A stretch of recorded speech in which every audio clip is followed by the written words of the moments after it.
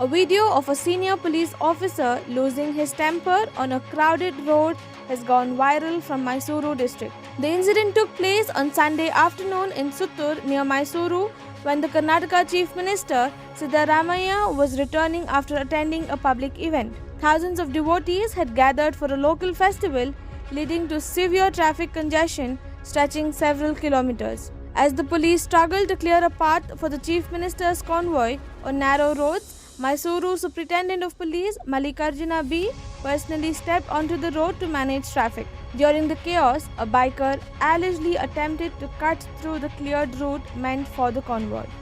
Visibly agitated, the SP was seen attempting to kick the biker.